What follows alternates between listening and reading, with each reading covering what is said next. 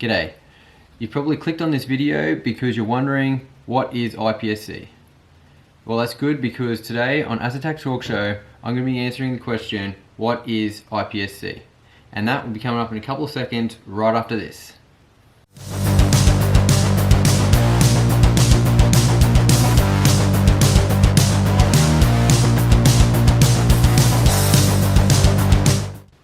G'day, Azza here from AZZATAC, and today on my second episode of AZZATAC Talk Show, I'll be covering the answer to the question, what is IPSC? Hey, and if you're new here, I'll just let you know what content I'll be creating here is relating to videos relating to IPSC training and tactical gear used on the range while competing in IPSC. I also share some of my competition videos on my channel as well during the week. So if this interests you, please consider subscribing and turning on the notifications. Now, onto the video, what is IPSC? So what is IPSC? So I've gathered some information from the IPSC page. You can find a link in the description to the IPSC page to give you some facts about IPSC before I move into what IPSC means to me and a bit more an explanation of the aspects of IPSC. IPSC stands for International Practical Shooting Confederation. Competitors of IPSC try to master the main three elements of IPSC: accuracy, power, and speed. This is also the motto of IPSC DVC. Diligentia vis celeritas, which is Latin for accuracy, power, and speed. IPSC is the world's second largest shooting sport association and the largest and the oldest practical shooting sport. The sport of practical shooting originated from competitors in California in the 1950s. The goal was to develop handgun skills for defense use. This quickly evolved into a pure sport with little grounding to the original purpose of self-defense. The sport soon expanded around the rest of the world. IPSC is a dynamic, challenging, and one of the fastest growing sports in the world today. Courses of fire utilize aspects not found in the more traditional shooting disciplines, such as movement by the shooter, moving targets, multiple targets, the freedom for the shooter to solve shooting challenges presented in the courses of fire. The appeal of this sport lies in the diversity of the courses available to the shooter. By offering different courses rather than set types, IPSC continues to challenge the competitor to improve his skills. There are continually new demands to challenge the IPSC shooter enthusiast. The matches are varied and based on the safe use of a handgun. Participation in these matches will develop a high degree of safety and proficiency, as well as providing an exciting means of recreation. So what does IPSC mean to me? Well, IPSC is my favorite sport. I like the challenge that every time you go to a match, there is not one stage the same, and you never shoot the stage again. You can't practice for set stages, so everyone is on an even playing field as soon as you rock up to a competition. At the start of every competition, you get to walk around and see the stages to start with. You get a booklet before you start a match, so you can read and see what the stages can be, so you can practice the starting positions at home in dry fire and or set up some starting positions on the range so you can practice those starting positions live. Set up courses of fire that are similar to the ones that you were going to shoot on the day, but they will not be the same on the day as you can see in the booklet. IPSC is also for me, is about the mateship and the camaraderie between fellow squad members. When you go to a match, you may be squatted with 10 to 15 like-minded shooters of your same division or in different divisions. This is probably one of my favorite parts about IPSC, is meeting new people from all around Australia, especially when you go to the Australian Nationals. You will be squadded with people from different states, and you get to meet with them, spend 3 or 4 days shooting together, making new friends and having fun while shooting together on the range. The other thing with shooting sports in general is I like the idea that I can shoot for as long as possible in my life. As long as I am physically able to hold a pistol up, I will be shooting some sort of pistol or rifle sport well into the future and into my old age. This I've shot with guys that are well into their 80s and they can shoot very well still. So I'll explain scoring. So major and minor. Major power factor and minor power factor. So the way that you calculate power factor is the mass of your projectile times the velocity that your projectile is traveling.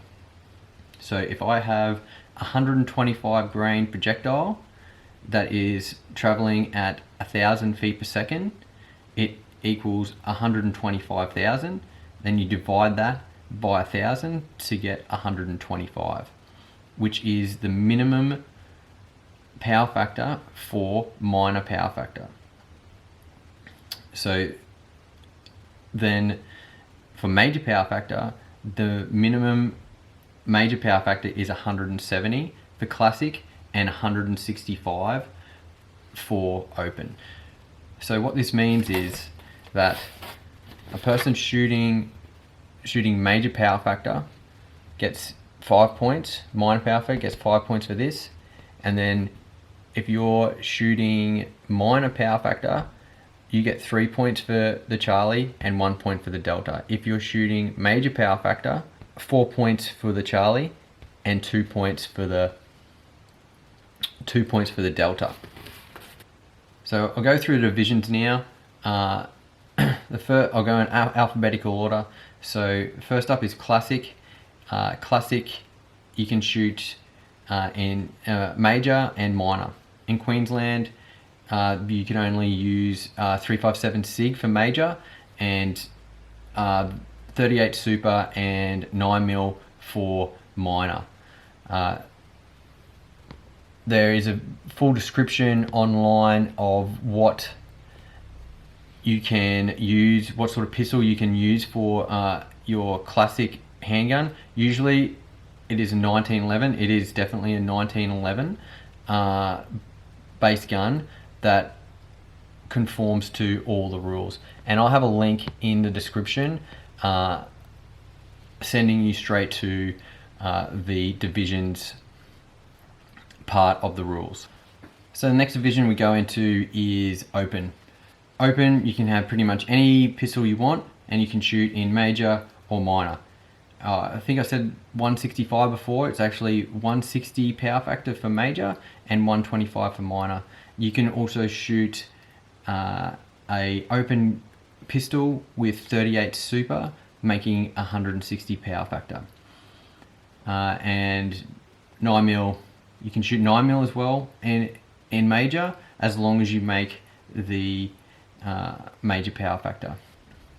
So the next division is production. Production, you can't shoot major power factor, you can only shoot minor power factor in 9mm. So you have to meet 125 power factor with in 9mm cartridge. There's a lot of other rules for production. There is a list that I've left a link to in the description for the list of production guns.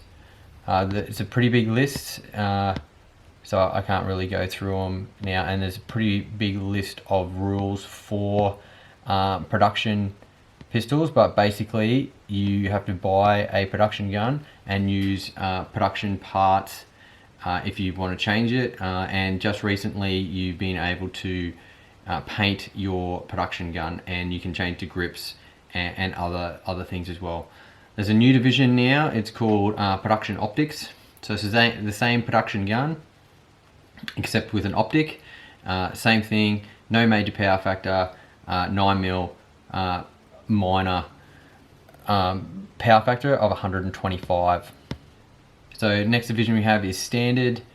Standard, you can shoot major power factor and minor power factor. Standard is a lot like open, except there's still a couple of rules with your rig setup and what rounds you can use. So in Australia we can only use 357 SIG that meets the major power factor 170. We can't shoot like 40mm or 45 or 10mm, and you can still shoot minor, so minor 9mm or 38 super. You also can't use any compensators, ports, sound or flash suppressors, but you can have slide lightning cuts, and a lot of guys have 2011s, STIs with slide cuts. There's a lot of pistols out there, and I will cover pistols for divisions in a later AZZATAC talk show episode. And so lastly, we have Revolver. Revolver is not as popular as the first divisions, but Revolver you can shoot major, and you can also shoot minor. You can shoot 9mm is the minimum cartridge you can have, and then shoot up to 357 Magnum.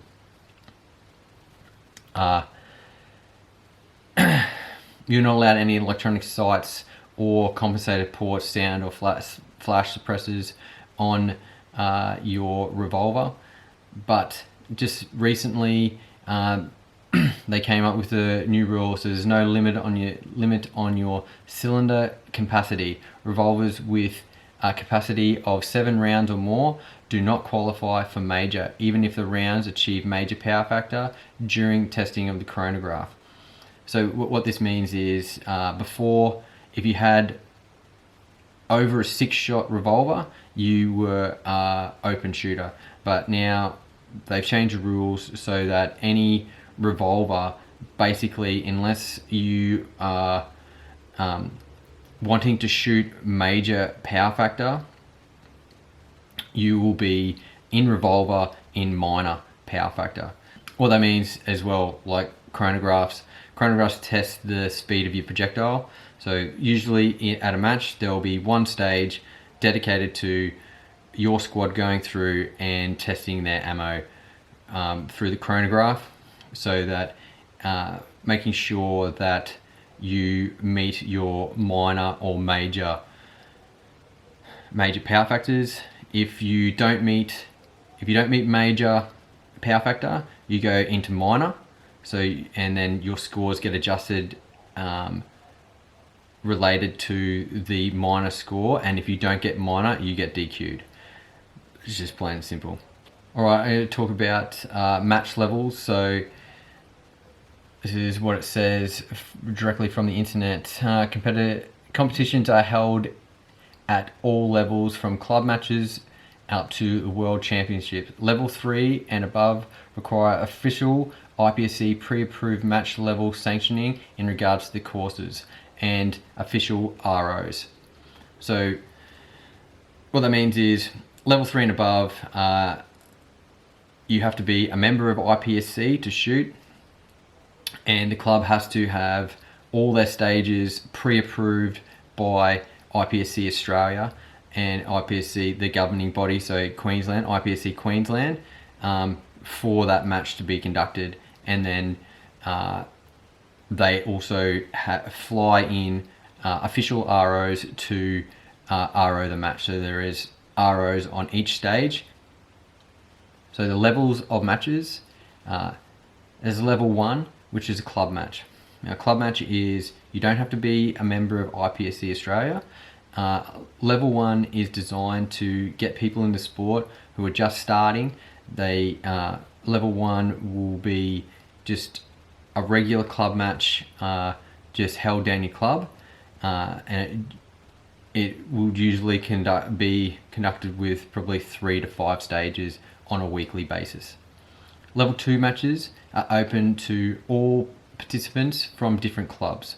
So level twos generally you pay to enter a level 2 match. It's not, the stages don't have to meet the same criteria as level 3 matches, but level 2 matches will be scored more officially, and usually there's prizes and that for level 2 matches. You pay an entry fee, and the quality of the match is a lot higher than a level 1, and you have to be a member of IPSC Australia to enter a level 2 match. Level 3 match is usually the national championships or state titles. Victoria has state selection matches that are level 3s. They have 4 of them during the year, and then they have their state titles as well.